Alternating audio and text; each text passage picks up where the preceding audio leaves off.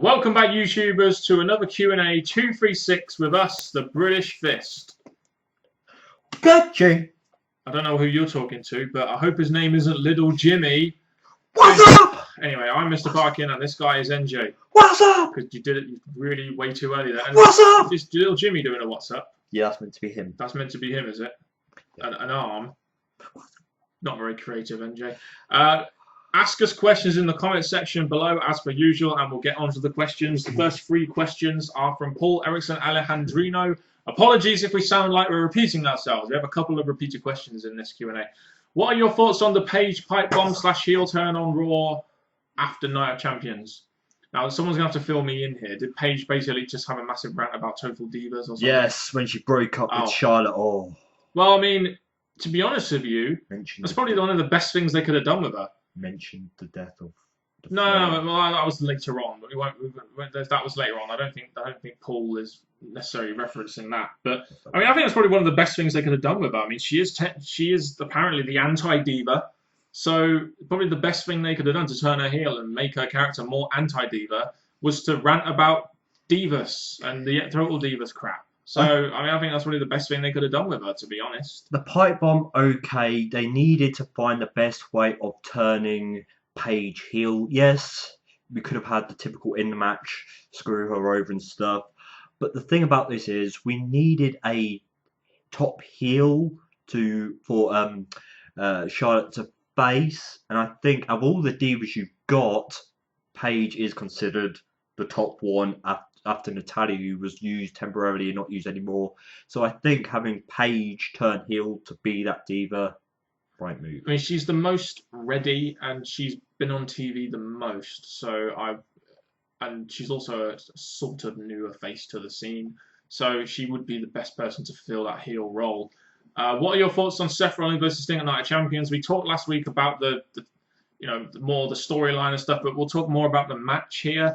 I didn't actually see the match, but how would you rate the actual match that Sting and Seth Rollins had? I mean, apparently Sting said that Seth Rollins is one of the best people he ever worked with, so maybe that says something about the match. To me, you're not going to ever really expect the best from Sting anymore. Especially after he's faced John Cena already. No, Seth Rollins. After Seth Rollins already faced John Cena. And plus with Sting's age as well, we've seen him and we've bashed him. He did better than what he did in TNA. I'll give him that in this match. Well, he had someone good to work with, let's face it. Seth Rollins my guess is Seth Rollins bumped a lot for him, led him in the ring, did a nice, slow, methodical pace when necessary, and sped it up when necessary. I pretty much described it. That's pretty much it. And plus, the fact that Sting continued the match after he got injured. Yeah. Huge respect for Sting. My question with that is, why is Seth Rollins giving him a second buckle bomb or whatever it's called when he's already injured his neck? I guess Sting may have whispered it. I don't know. Maybe Sting told him to do it. Yeah, it's a little bit unnecessary. You get to the point now where you've got enough injuries in the WWE. Why inflict more? What were your thoughts on the Taker Lesnar match at Hell in a Cell? Would you say it was a good blow off? I mean, I know there was loads of blood. Now people are making a real big thing about the blood. Okay, fair enough, bit of blood.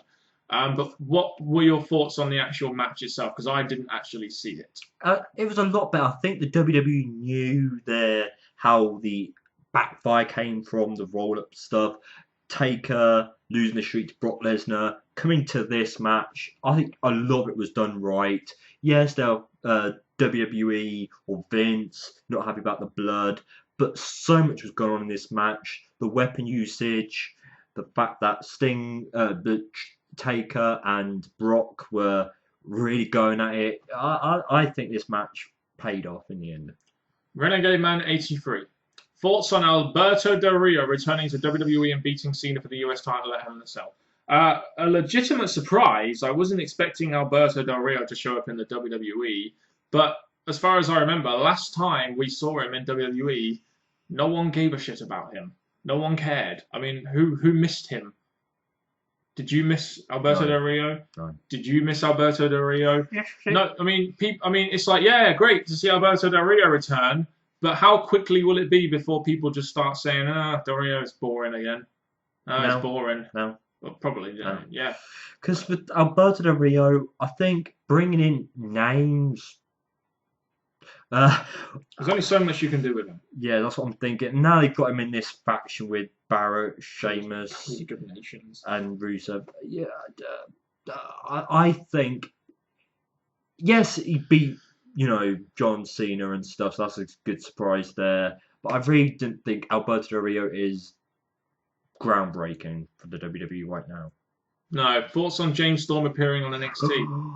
I'm happy for James Storm because I think James Storm's very talented, and with TNA and GFW only offering pay per appearance contracts to their talents now, a talent like James Storm, the best they can really hope for now is something to do with WWE. Now it's nice to see him on NXT. I don't know whether he's there permanently, whether he's going to take some sort of backstage role, but it's good that a guy like James Storm, who does have a following, especially with more hardcore fans that used to watch TNA, it's nice to see someone like James Storm actually having some kind of part on NXT, especially when it comes to these newer guys that are coming through the system. They need to. It's good that they face people like James Storm who have been in the business for so long and know how to work a match and a story and use psychology. This is why I'm complimenting James Storm. I think the fact is he was a very likable character in TNA. Oh, we used to love him in TNA. And I think the fact that WWE and NXT have grabbed him, brought him, I'm expecting him to be used enough in NXT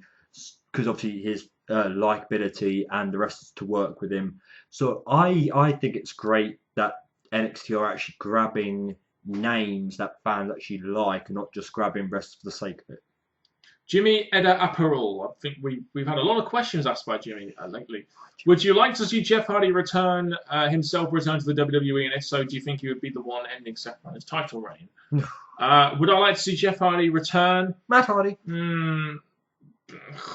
I suppose it would, be okay for him to return to WWE. I mean, I wouldn't be massively psyched about it, but I just don't think WWE would have him back with all the drug issues and everything. I just don't see, especially with them being such a PC company now, why they would actually want to bring him back. So no, I don't see Jeff Hardy returning to the WWE. I say that it's been said numerous times, and I think with the likelihood of wrestlers involved in the tag team, like the Lucha Dragons and the Usos and the Dudleys there, the guys you would like to see, I'd only have Jeff Hardy back to add some, because we've got the main event okay sorted, even though we've had injuries now. I think bringing in the Hardy boys together would be the better option than bringing Jeff Hardy straight away on his own again. As for, there's no way he would have ended Seth Rollins' title run. No, he's already been ended by an injury. Surprise the fucking prize. Aaron Crace. Would you like to see a John Cena versus Dolph Ziggler match? No. Sadly, Why? the WWE over the last couple of years really haven't favoured Dolph Ziggler. Yes, you could say because of injury stuff, but fans have their own opinion. But to put him against John Cena, yes, someone needs to continually beat John Cena, but Ziggler's far away from that spot. Why? I mean, can you put across an argument as to why, John Cena? And no, would you like to see Taz come back to WWE again? Why? Well, they brought Tommy Dreamer to bring Taz. Yeah, but they're not going to bring him back as a wrestler, are they? They're going to bring him back as a commentator or a backstage guy. Taz. Yeah, I don't think Taz. Taz. He's got neck issues. So again, why? Why would they bring him back? What's the point? Just saying. RFV089, a non-wrestling question. Thank you, Mr. Parkin. How long did you spend doing research for your dissertation, and how many hours per week did you dedicate to working on it? To be honest, I can't remember exactly how much research I did on my dissertation, but we did 2 modules to do with how to write our dissertation, and I did most of my research during those 2 sessions, which spanned about 3 months of the first semester. So I did most of my research within the first semester, and I basically researched and used as many books and journals and ebooks as I possibly could. So by the time I got to past Christmas, I'd pretty much done all the research I was going to do, and I just had to lay it out into a dissertation, into a literature review. As for how many hours a week did I dedicate to working on it, the further it got to the deadline, the more hours I spent working on it. I mean, I think, like I said, by the time I got past Christmas, I'd already done the groundwork for it, which and then eventually it did get changed because I had to change my question a little bit thanks to my tutor who pointed out why I should. So many thanks to my tutor. I cannot remember his name though. I only met him twice, but he did grade me a first on it, so I will thank him very much for that. Um, I spent most of my hours were spent either doing the interviews, which lasted an hour each. I think I did about 10 of them, and just planning them, doing them, translating them, getting the bits out of it that I wanted to use as in my proof part of my dissertation. Took me a long time. But doing the literature review, which is basically my research and exactly what I'm going to say, that took me a long time. The data analysis, again, that took me a fucking long time. All in all, I spent a bloody long time, and I think it ended up being 70 pages and about 10,900 and something words. So I can't remember exactly how long I spent on it, but you need to spend a lot of time on it because I believe I found out that it was about 20% of my grade in the end. So it's important to a certain extent. It is sad that a few years ago there were so many people on YouTube talking about wrestling, and now that number has significantly reduced. Yeah, no, I mean, we are part of that, I must admit. But, I mean, I do remember when YouTube was full of people and different kinds of people doing different things and presenting themselves in different ways. Now I don't watch that many people on YouTube anymore. I just think it is sad. I mean, the whole reason why we came to YouTube was to interact with people, and I mean, what good channels out there? And even if there is a good channel out there, they're not going to get any recognition because of the way YouTube has set up their website now to favour anyone that's big and no one that's just starting off. I think it's a real shame because people keep saying, "Oh, there's all these new YouTubers coming in," but they're not really going to last as long because of wrestling itself, because of YouTube itself. Yeah. So I'd say, yes, it's sad how we don't have the same group of people who are dedicated, creative to talk about wrestling. But at the same time, so much has changed over the last few years to a point where we're agreeing with the people who are stopping because of what's happening within YouTube and wrestling. Yep, you're right, it is sad. But unfortunately, that's just the circle of life. And the next question is a good one as well. Given that ratings have been on the decline for years, shouldn't Vince McMahon try and shake things up or do something which will get new eyeballs on the product? You would think so, but the problem is that WWE aren't solely reliant on their TV show anymore. They're getting revenue streams from the WWE network. So it seems to me, ever since they brought out the network, they've paid less attention to making their product better to watch. And it's simply because they know they're going to get a certain amount of revenue from advertising, no matter what, and they're going to get a good amount of revenue from the WWE network, no matter how bad their TV show is. Because at the end of the day, they know their market. They know if people buy the WWE network, they're going to just watch the old stuff. I'm going to agree and disagree. I'm going to agree because thanks to the network, there's all these mini channels and mini things that people are going to have to pay that $9.99 to see and have. But at the same time, if you had the opportunity to expand what you've got, what you're doing, to increase the income, to increase the viewership, you'd want to do that. Like YouTubers, for a small example, when they want to bring in better people, they got better webcam, better mic and stuff to expand themselves. So I think when Vince looks at his decline in ratings, especially in the past to now, and even now going further down, you'd want to think, right, this is not right.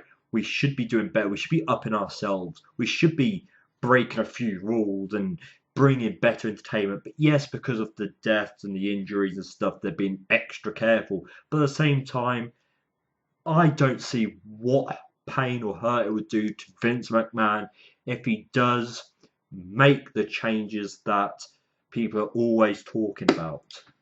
I mean, you would think the point, you'd think the fact that the ratings have gone down to nearly below 2, or nearly, and are starting to get towards below the 3 million mark, which no one really thought would happen.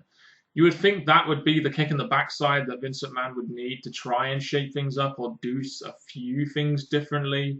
But clearly Vince McMahon has his own agenda, and there's nothing we can do about it. As much as Vince may be happy with what he's doing, I think at the end of the day, when you notice things are not going in your favour, you don't keep the same old thing like you've been doing. You make the relevant changes, even if you don't agree with them. Matt Hennessy. Oh, excuse me. It's late. Should Matt Hardy win the TNA title at Bound for Glory because it's in his hometown? Oh boy, a TNA question. I never thought for 1 second that Matt Hardy should win the belt, but he did, and it further exemplifies the fact that he shouldn't have won the belt by the fact that what happened afterwards, when they relinquished the belt because they didn't want the belt to be held under under scrutiny for such a long time, only to have a tournament that was going to last 12 fucking weeks to decide a new champion. So no, I never thought for 1 second that Matt Hardy should have won the TNA title at Bound for Glory. Obviously, EC3 was the best guy to win it because EC3 is the top guy in the fucking company. It's not fucking hard. At that particular time, I didn't care that Matt Hardy won because there was a tease of, the Jeff Hardy wanting the championship. Yes, EC3 is the most likable guy, but even though we've seen Jeff versus Matt in WWE, for NXT to have a shot, TNA to have a shot, and provide us that through that match would have been good. But then obviously people backstage wanted to give it back to EC3 and create this. Renegade Man 83. And we're going to get through these questions somewhat quickly. Thoughts on Sting's WWE career? For what they had, very disappointing. He came in at Survivor Series with quite a big bang and stopped the Authority, only for the Authority to just come back about a month later. And then they built him up to have a match with Triple H at WrestleMania. It was more about the NWO versus DX, and Sting lost. And then he faces Seth Rollins in a random B-show pay-per-view match and loses and gets himself injured. I don't really know what more I can say about Sting's WWE career. I think he came in really strong, targeting Triple H, which is the right way to go because of the Authority and trying to straighten things out. So that I had no problem with, apart from it was to try and put Dolph Ziggler over as well. The Seth Rollins thing, I think going after the championship or Cena would have been one of the next two top options after the Authority. But if the injury didn't happen, I'm sure they would have had a third match for him.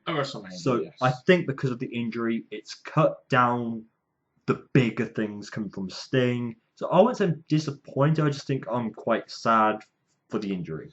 Who will remember? Would you remember Sting's WWE career more or Sting's TNA career more? Neither. Thoughts on Matt Hardy winning the TNA title? Don't know why. EC3 was by far the best guy they had, and they might as well have kept it on him. Why the hell they had Matt winning the TNA title, I don't know. I wouldn't mind seeing Matt versus Jeff, but just a surprise in his hometown. Okay, why? Who should Finn Balor drop the NXT title to? But why is it not coming to me? The only person I can think of is Apollo Crews. Yeah.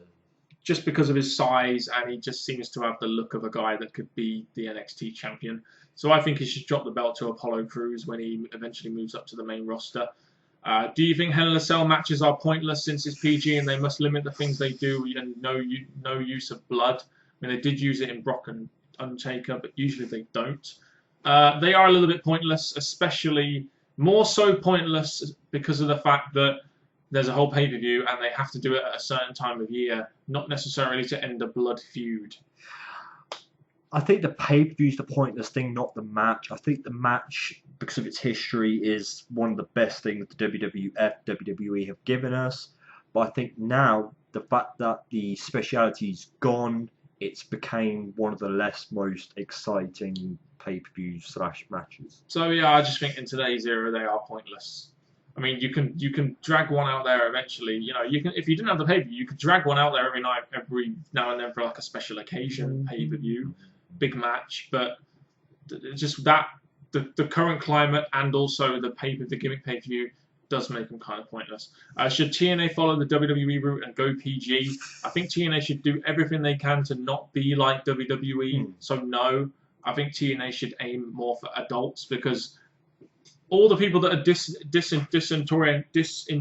I can't say the word. All the people that are disenchanted, we'll say, with WWE are mainly adults. And just think how big TNA could have got if they provided a suitable alternative for these generally adult male fans that weren't enjoying the WWE fucking product but still wanted to watch wrestling. And this is where the PG era or the PG time should not come into TNA, because even though TNA is the not must see wrestling, they're still offering almost different and almost more catchy in some ways kind of match they could provide. So I think keep going as you are, but try harder than what you are would be better for TNA than joining sides with WWE. Indeed, and that is the end of another Q&A. I shall leave NJ for you to. I shall leave. Yeah, let's just go. Yes. Now, thank you very much for watching, YouTubers. We all have a little. No, that didn't sound right. We all have something talking to us in our heads. And from Mr. Parkin and me, NJ, thank you very much for watching. And until next time, YouTubers, keep your questions in the comment section below. And until next time, goodbye. Who the fuck do you have talking in your head? Don't know.